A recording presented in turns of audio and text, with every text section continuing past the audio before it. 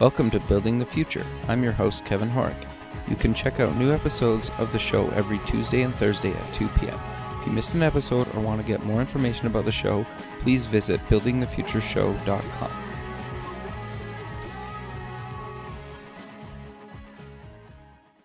Season 1 of the TV version of Building the Future is now streaming online at buildingthefutureshow.com. Welcome back to the show. Today we have Kevin Hutchinson, founder and CEO at MyTaskit. Kevin, welcome to the show. Thank you. Thanks, Kevin. Appreciate the invitation. Yeah, I'm excited to have you on the show. I think when we kind of connected months ago in Florida, you kind of have an interesting approach of how kind of MyTaskit came to be, and I think what you're doing with the product is actually really interesting and really cool. But maybe before we kind of get into what exactly it is, let's get to know you a little bit better and start off with where you grew up. Sure. I grew up in the Midwest. Okay. A small town in Oklahoma, in the United States called Pauls Valley, Oklahoma. Okay. Was there through high school and then went to the University of Oklahoma, and the great Big Red Sooners. Okay, sure. In Norman, Oklahoma. Yeah. And what did you take there? For IBM after that. What did you take in university? Sorry? What did you take in university? MIS, so Management Information Systems, Okay. A degree in management with an area of concentration in Management Information Systems. Okay, so what made you kind of want to go into that? You know, it was interesting. I started my academic career focusing on petroleum land management. I was going to be a PLM, Okay. And the oil industry was booming. And in the middle of my college career, the oil industry had a bust. Okay. And so I was always interested in improving businesses through computers and had done it sort of on the side. So it just kind of became my focus. MIS was a new degree back in those days, in the mid-'80s. They Sure. had just started coming out with the Management Information Systems degree, which is the combination of business and computers. So it seemed a good fit. No, that's very cool. So you graduate, you said you started working at IBM? I did. Okay. I was there for 10 years. Okay, what did you do there? So I did a lot of different things.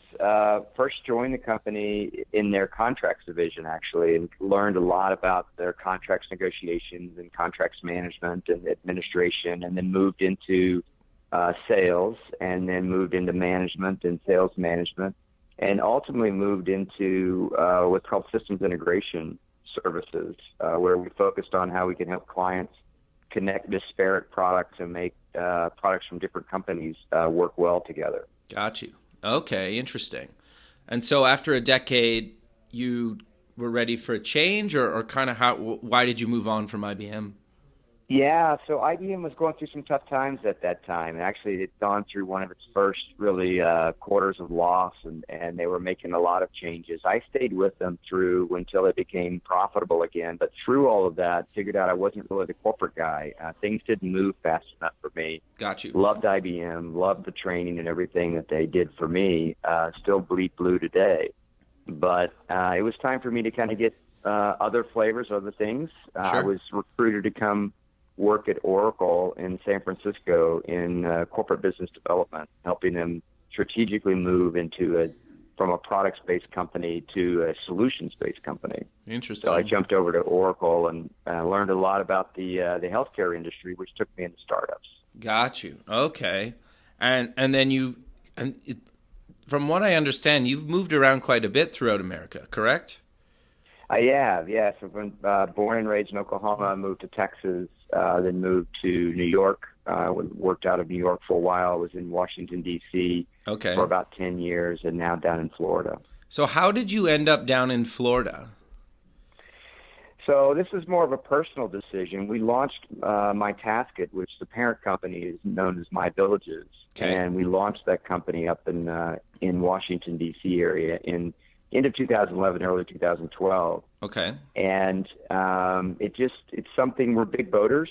So we had boated the Chesapeake Bay for a decade. Okay. And the Potomac River areas, and really wanted to get down to Florida and do a lot of boating in the Bahamas. That doesn't sound terrible. Yeah, no, it's not bad at all. I can leave the dock and I can be in the Bahamas in 3 hours. So oh, really? It's that nice run. It's that close, hey? Well, I guess, yeah. Yeah. Huh. That's awesome. Yeah, okay. So that's what brought us to Florida. Okay, that makes sense. And so I know MyTask kind of came out of some other things. How did you kind of, or what kind of gave you the idea to start kind of doing it? You mentioned kind of boating, but what made you decide to start building kind of products around that industry? Well, it's actually a lot of my past career was focused on what's known as care coordination. Okay. We built one of the first electronic medical record systems in healthcare, and we sold that to GE. And then we Okay. had built one of the first physician portals where physicians could gather together and share recommendations and advice and counsel with each other. And that was known as Medscape. We sold that to WebMD. Okay. Then I built a company called Surescripts, which actually we connected all of the United States pharmacies with all of the United States physicians. Oh, wow. And we enabled electronic prescriptions to go get rid of the paper script. And so that now we could transmit prescriptions from the doctor office to the pharmacy electronically, but also let doctors look up medication history for patients so Right. that they prescribe safer drugs depending upon what other drugs you might be taking.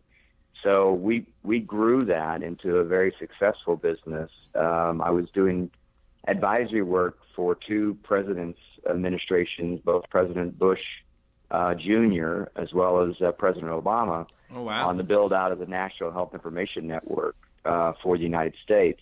Wow. And during that process, I realized there's so much we're doing around patients and care coordination around patients. There's so much more we could do outside of healthcare to help people manage the things that they own, Sure.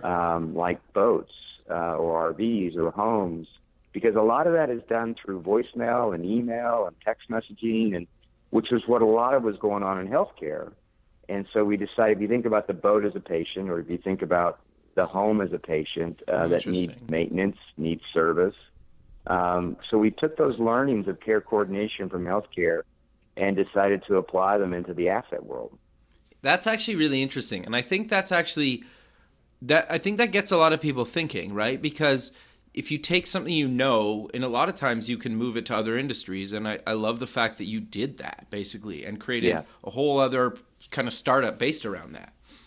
Oh, yeah. And trust me, all of my friends and cohorts in healthcare think I'm crazy that have left healthcare and gone off to do this crazy thing what they think it's all about boating. And it's really not all about boating. It's where we started. Sure. And it's where we're focused.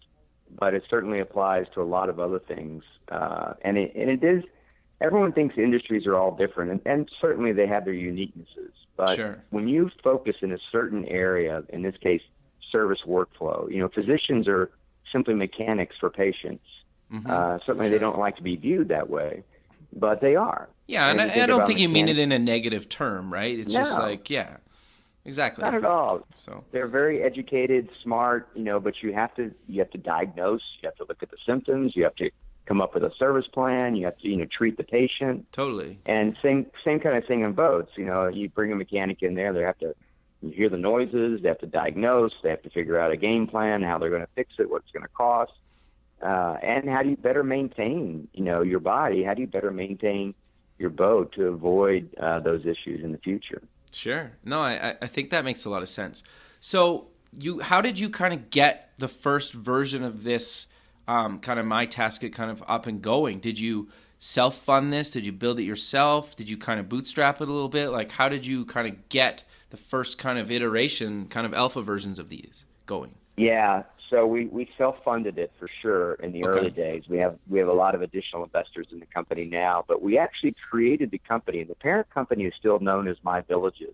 Got you. And the concept behind My Villages is, if you think about it, we live in a bunch of different villages with respect to service. Okay. If I own a home, I use a different electrician than if I need an electrician for my boat or an electrician for an RV. They may all be electricians, but those are different villages, an RV, a boat, a house, different service people that I work with in different places. So the concept was that we would build out these different villages, and we created the boat village first.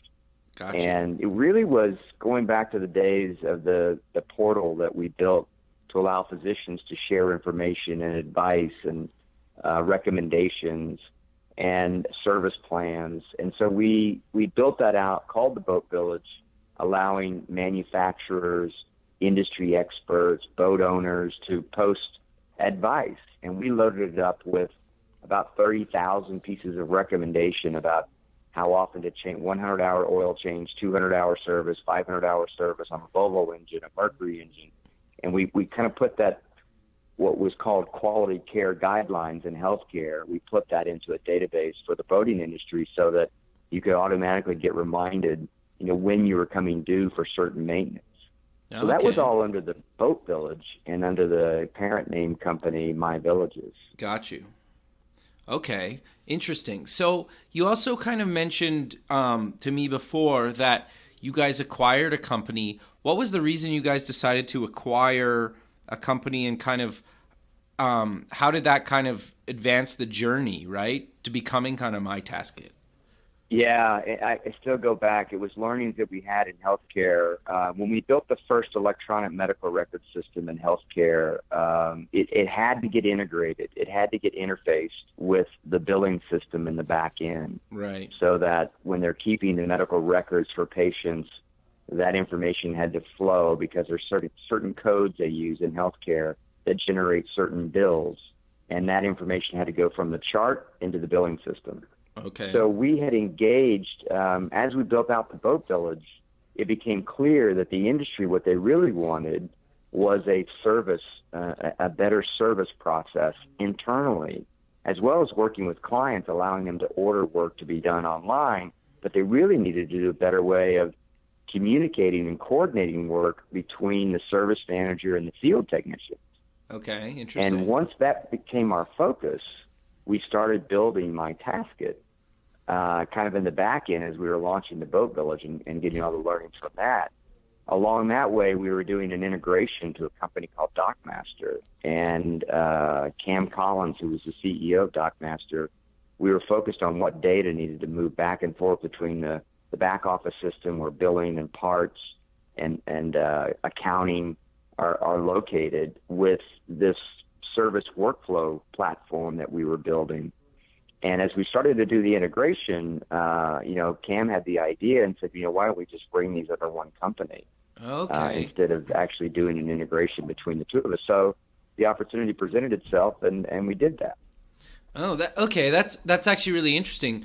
So did you know Cam before kind of, or like, did you only just start kind of meeting and getting to know him when you started the integration process? Yeah, well, really, really funny story about that. I did not know Cam. Okay. But when we started the company, when most times you start these companies, you usually come up with a code name. And it goes because you don't really know what the company's going to be named at first. And so you just kind of come up with a code name as you're developing this kind of idea, right? Sure. Our code name before we launched the company in 2012 was DocMaster. Okay. And because it was focused, we knew we were going to start and focus in boating around this kind of coordination of care for boats. So we said, well, who helps with that? Well, what's this a DocMaster does? It seems to resonate. So it was kind of codenamed DocMaster. Sure. I didn't even know at the time there even was a company that existed that was called that. Okay. So along the way, Cam found us when we saw some press releases we were making about our intentions to move kind of in the service coordination world. And he reached out and said, hey, we have one of the largest back office systems for work order processing, service processing, boat sales, marina management. We have a lot of companies and clients up in Canada, actually, as well. Okay. They're on that DocMaster system, and now they're actually users of our coordination module as well. So Cam presented himself to us. We had moved to Florida because of boating, personal. We wanted to get to the Bahamas a lot. And Cam lived here nearby. And so it actually just kind of presented itself.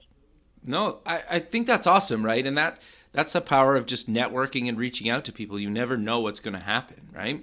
That's right. That's right. So I want to dive a little bit deeper into kind of what exactly are you guys doing kind of for the boating industry, like as a service provider and like people that use the product? And then maybe let's move into kind of what other industries you guys are in now as well and kind of going to go to. Does that sound good? Yeah, sounds great. Perfect. There's basically the best way to break it down for what we're doing is it's a service coordination platform. Okay. But it really has 5 core use cases for the service coordination platform. And the number one use case that appears to be what people want to start with is called technician coordination. Okay. And technician coordination allows the service manager to create task lists, and that's what's integrated into the work order system of DocMaster. Take those tasks that are on a work order and assign them to the technicians in the field.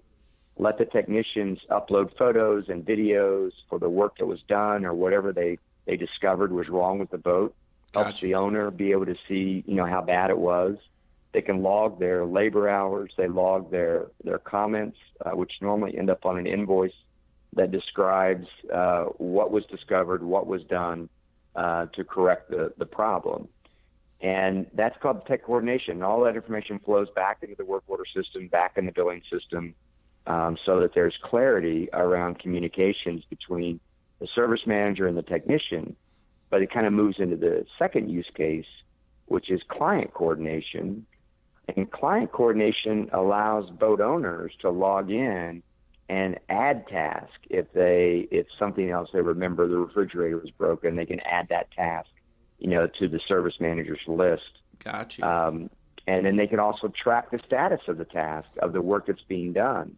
And they can see photos and videos and estimates as it relates to the work as well. And that's the client coordination piece of it. Okay. No, that makes sense. And I think that's really cool because you're right. Like when you take your car or boat in, you probably have no idea when it's going to be done or where it's kind of at, especially if they have it for days, right? Unless you call and kind of hound them and say, where are you guys at? When can I expect my, boat back? Well, and that's key. If you think about how we're communicating, all of us today, email, voicemail, text messages, these are not effective means of communication when it comes to business workflow. Totally. At all.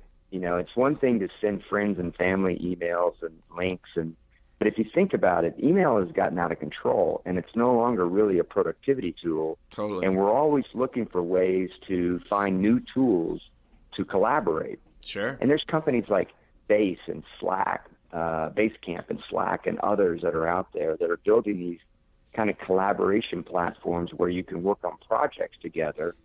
We're really focused on businesses that are task-oriented, that have certain list of things they need to do, whether it's at a house or a boat or what it might be, and how do we build that collaboration platform for that? So we talked about tech coordination and client coordination, but one of the third use case that seems to be really important to the industry is they want to be able to assign tasks also to subcontractors. Oh, yeah, okay, So, that makes sense. Business to business. So you've got B2B internally as well, but you also have business to business externally with subcontractors. And if I need to get an estimate from an HVAC person who's going to do work on a boat for me because I don't have to have an HVAC person on staff, sure, then I can assign tasks and I can keep it all in one place. And all of the messaging, getting away from text messaging with respect to some of this stuff, all of the messaging around that task happens inside the application as well. Got you. So your photos, your videos, your messages, your labor hours, your tech comments, all in one place, not scattered throughout different communication mechanisms. Sure. No, that makes sense. So I'm kind of curious to know what other kind of industries you guys are also dealing in outside kind of the boat industry. I know you mentioned kind of a couple like RVs and housing and stuff like that, but what other kind of industries are you guys in?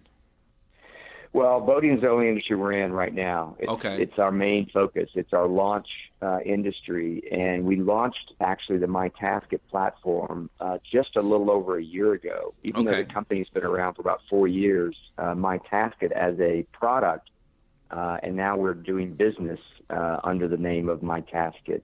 Okay. It just launched in April of last year. Gotcha. And so we've done a lot of learnings around that, but we're getting ready to define what that next industry will be. In fact, we were just in a meeting in Boston with some planners that we've hired, consultants that are really helping us dive into the options. But if you think about property management, You could think about the insurance industry that handles claims, because we do some warranty processing stuff for the boating industry right now. Okay. For some of the boat manufacturers. So there's a bunch of different other industries. We've even had law firms reach out to us and said, hey, I've heard about this. We don't have a way in which to communicate with our clients except email. We'd love to let them, if they need me to review a contract, they could post a task, assign it to me, put a draft of the contract in there. They could, click on it, review the draft contract, post any comments, and we could keep in one place all the different drafts, of the contract. But to be able, they have tools they use internally to track their hours, but they have no tools to be able to do the client coordination other than email. Right. Okay. So interesting. So how do you decide kind of what industry to move into next? Like, is that partly why you're working with this team out of Boston, or is it? It is. Okay. Yeah. Part of it, there's several elements to it, not to go into great detail on it, but Sure. One of the major elements is the applicability of what we're doing today and how it applies into another industry without having to make a lot of product modifications to it.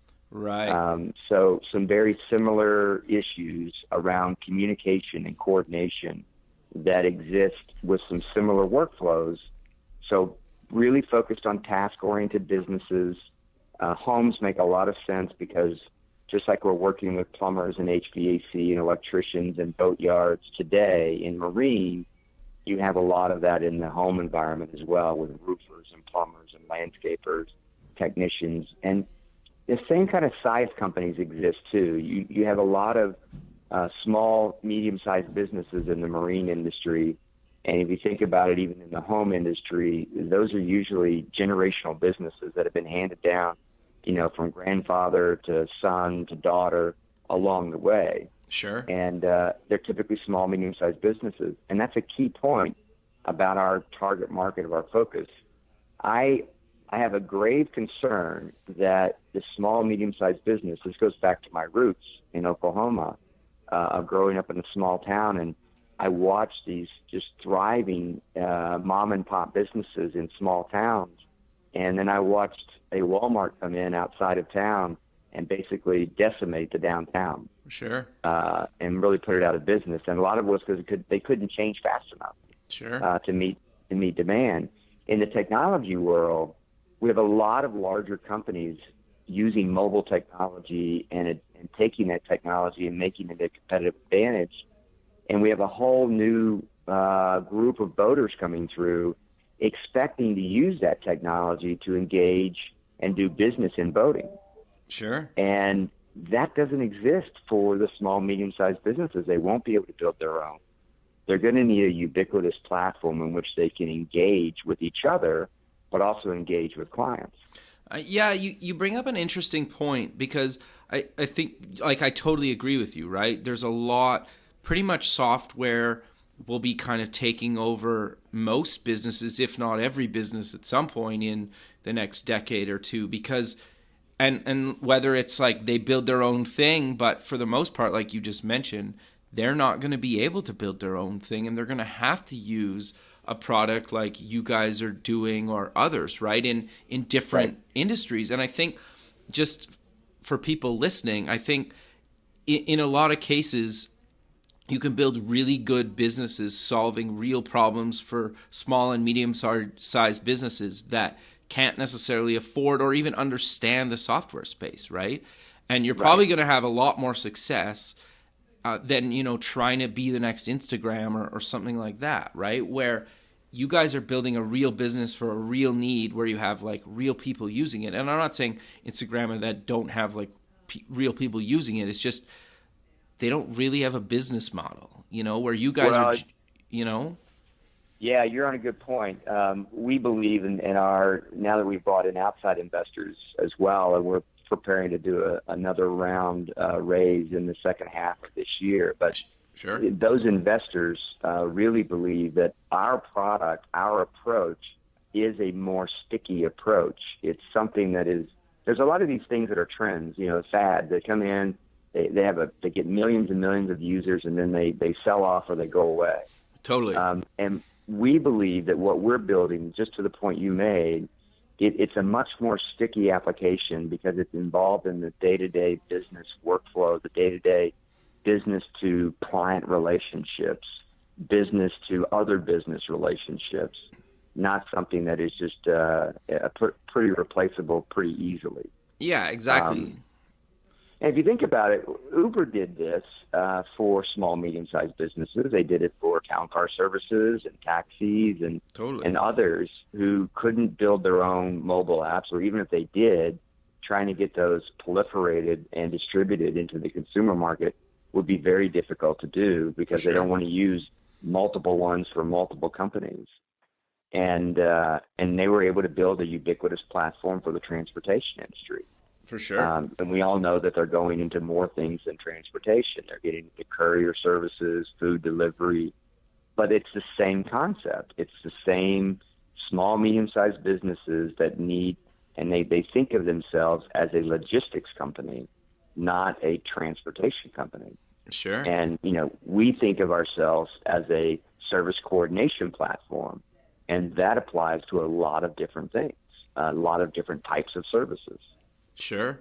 And I love that, right? And I think the thing that also appealed to me about having you on the show is, you were in big corporate tech America, right? And and and healthcare. You were in both. And, you decided to still kind of leave that or put that aside, but still take that knowledge and apply it into your own kind of startup. And, you went through a couple revisions of some things. You moved it, you merged with another company. I think I love that, right? Because that's kind of like the real story of how startups come to be, right? Where, I'm not saying there's ups and downs, and I'm not saying how you guys went about it was any different than anybody else, because I think in a lot of cases, people don't talk about kind of the things they had to do to get to where they are now. And I love having people on the show that are willing to talk about, like, I merged with another company because they were doing this and we could benefit from this. And then, we went after this one industry because it's based on my passion plus my previous experience. I think that's awesome, right? Yeah, Kevin, you're on a good point. I have been in the corporate world, IBM and Oracle. I've been in the startup world. I've run publicly traded companies. I've done startups with 5 or 6 people and grew them to hundreds of people. But I'll tell you this, it doesn't matter how many times you do this. The nice thing is you have the experience. But what is really amazing to me is every time I do another one of these, I think, well, we've done this before. We'll be able to avoid all that other stuff. Sure. You go through it every time. You go through the ups and downs. No matter how much experience you have, you're going to go through, you think you're going to go to market with a product that's going to do X. Sure. And you get into that market and you find out that's not, as much as you're trying to force that in, it won't go. And you have to morph and don't put the square peg in the round hole, become a round peg. Sure. And so you go through those. The difference in experience is you recognize it faster, and the pitfalls of not responding quick enough to those changes. But you constantly, no matter how much experience you have, no matter how many times you've done this, you're going to go through the ups and downs. And look, sometimes they work, sometimes they don't. Sure. Sometimes you're too early to market. Sure. Sometimes you miss the market, or the economic changes in the market, and you just have to you roll with that. Sure. No, I think that's really good advice, and I think that's one thing that I really try to promote on the show is that kind of like the real story of being in a startup, right? Because so much stuff in the media is out of like the valley, and unless you're in the valley, it's not, the rest of the world doesn't operate like the valley. Right. But oh yeah, I know all the valley stories. Yeah, I was out there for a while. Yeah, exactly. You even lived there, so yeah, you get it. So I'm curious. You guys won some kind of awards over the last year and this year. Do you want to maybe kind of cover what exactly you guys won and why you guys were chosen? So we won Boating Industry's Top Product Award in 2015, and we won again in 2016. And we won in 2015 because of the innovation that we were bringing to the service coordination marine industry. Gotcha. Enabling technicians to communicate with service managers through mobile phones, Okay. being able to log their hours, being able to post pictures and photos of the work that's being done, allowing consumers to see that work being done. That was doing something innovatively that had not been done before in the industry. And so that's why we won in 2015. Okay. In 2016, we won because we extended the product. You heard me mention before about the ability now to actually assign tasks to subcontractors. Right. So we extended it to allow not just within your own company and with your own clients, but now you can do and coordinate work by assigning tasks to subcontractors external of your company and bringing even more innovation to that process. And so that's the reason why we won in 2016. Got you. So was there like a award ceremony you had to go to, or how did that kind of play out? No, there's different categories for different things. And so you submit your application, and then they have their panel of judges, and they just make one big announcement for a variety of companies for that year. And so we were very proud that Boating Industry Magazine selected us for the second year in a row. Sure. So has that kind of boosted your, traffic flow to the product, or is it kind of too hard to tell, or you don't really know? Well, it doesn't hurt. Sure. We know that for sure. Sure. And when the press release did go out about the announcement, we see our traffic volume on our websites go up. We see inbound leads coming in where they're wanting demonstrations of the product go up. We still have to convert those into real business, and we had our record quarter in the first quarter of this year, and we broke that record in the second quarter of this year. That's awesome. Congrats, man.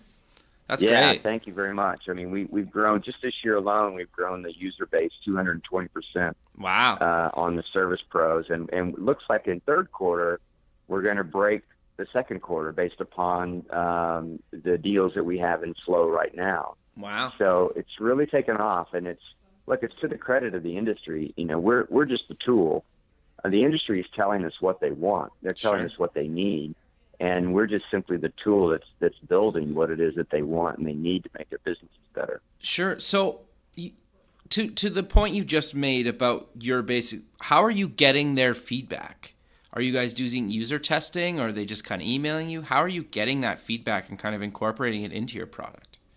Right now it's just direct face-to-face contact. Okay. I'm on the road a lot. I'm up in Canada a lot. I'm up in Northwest Canada quite a bit. Sure. We have Raven Marine and North Shore Yacht Works and Granville Island and Van Al Island and Canoe Cove, a lot of different marinas and service organizations up in the Northwest area. And then we obviously have in the Southeast and the Northeast of the United States, we have a lot of customers in those areas. I've assigned a field representative, a vice president of that region, for each of those, Northwest and Northeast and Southeast. And they work daily and bring that feedback back to our product team. And then we do sessions. Our product team will go to meeting sessions, with individual customers, walking them through proposed enhancements we're going to make to the product, and we get their direct feedback on what they like about it or what they don't like about it. And we build that right into our product planning process. That's awesome. So the customer voice is the loudest voice in our product planning process. Sure. So do you guys kind of have a rule where you need to hear the same either change or kind of new feature from X amount of clients before you implement it? Or how do you guys kind of decide from the feedback that you get what you're actually going to execute on? Yeah, that's a great question, and actually makes me remember one of my favorite quotes, by Henry Ford. Who said, "If I asked my customers what they'd want, they'd just say faster horse." Right? Sure. And but he had the vision of how to deliver that faster horse in a different package.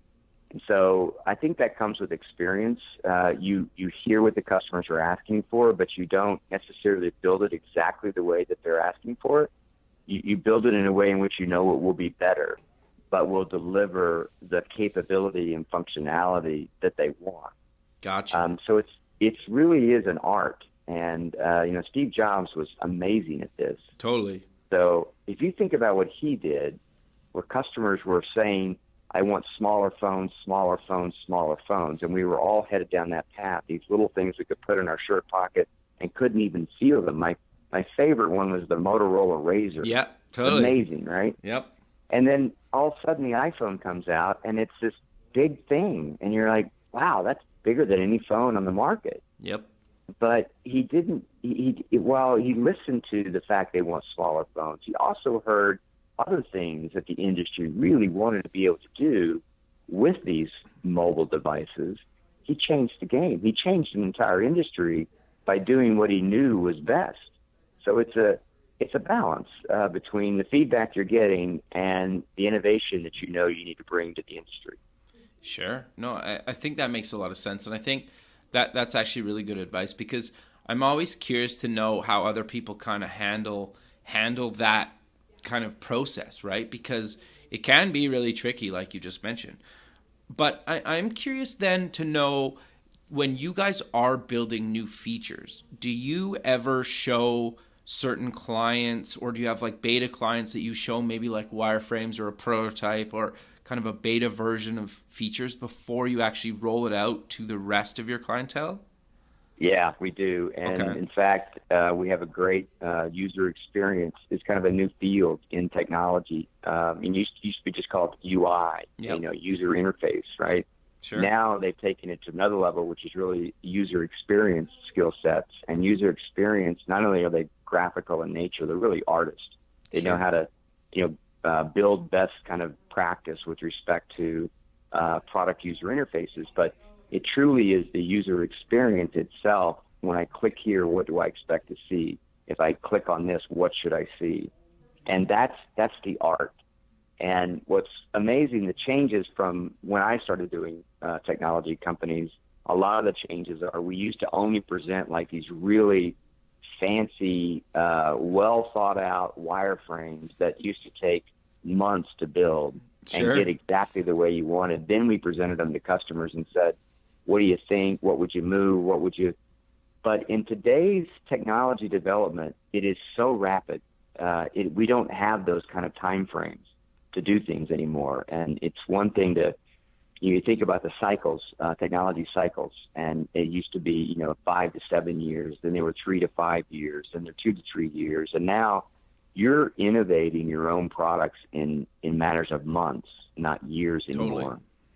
And so you've had to move to a much quicker input way for clients. And so a lot of companies, including ourselves, have moved more to low fidelity type of quote unquote wireframes. Basically what we're talking about is you draw it on a piece of paper. Sure. And you're drawing it, you're using tools to draw out, what you believe is going to be, and in real time you're modifying it. I think what's amazing by that is it's actually gets a different reaction from customers, because when you show them a wireframe, if you will, that's really beautiful, it feels like it's already built, or Sure. it feels like decisions have already been made. And when you go the low fidelity route and it feels more in draft mode, the amount of input you get seems to be exponential, because they feel like they're giving real input because it hasn't been built yet. Totally. Yeah, and they don't feel like they're going to offend you because it's so early on. Right. Yeah. Exactly. No, And that's they really don't good feel advice. like, oh, you've gotten this so wrong. Look, I would never do that. It's like, well, that's just there as a sample example. You don't hear as much of that when they see it being drawn in a low fidelity way. Totally. No, I think that's really good advice. So I'm kind of curious, is there any kind of other thing that you kind of see the future of MyTask going to be, or you just kind of working on trying to just maybe potentially move to other industries, or how do you see kind of the next year playing out for you guys and kind of beyond that? Well, a lot of the feedback we're getting now is, help us with our payment process. Gotcha. They want to see clients be able to pay for services electronically, so we're implementing that into the product as well to Okay. allow their clients to review the work that was done, hit a button, and pay for the service Sure. electronically, much how Uber does on transportation as well. So that's coming. But the bigger part of what's coming next is really around data analytics. Okay. We have a lot of clients say, and especially manufacturers in the industry, say, I have no idea how often my equipment is even serviced. Oh, interesting. So we'll have that information. We'll know, this make and model of this generator is serviced this often, and it's serviced more often in cooler climates than it is in hotter climates. Right. Or you're serviced more often than by factors of 2x than your closest competitors.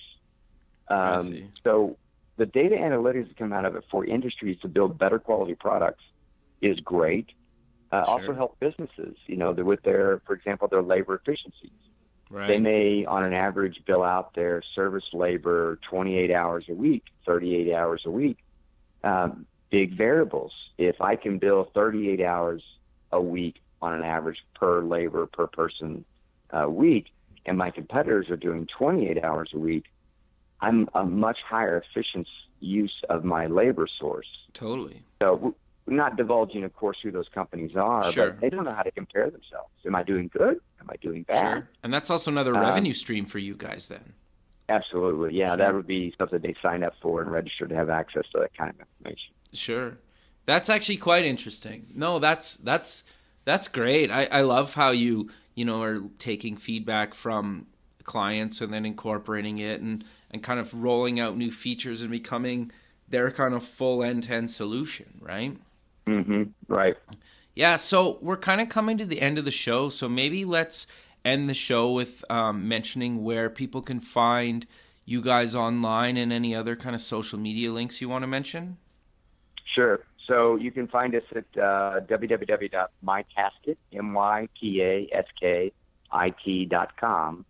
And we have a great website, videos, a lot of information you can find about our products, both our operations module, which is the back office system, formerly Dockmaster, and our coordination module for service coordination.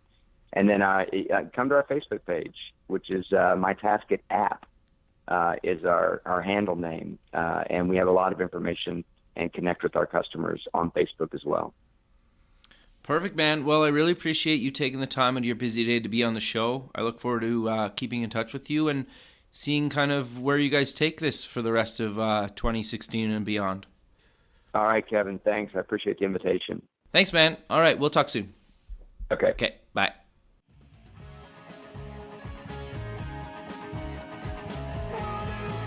Thanks for listening. The music for the show is done by Electric Mantra. You can check them out at electricmantra.com and keep building the future.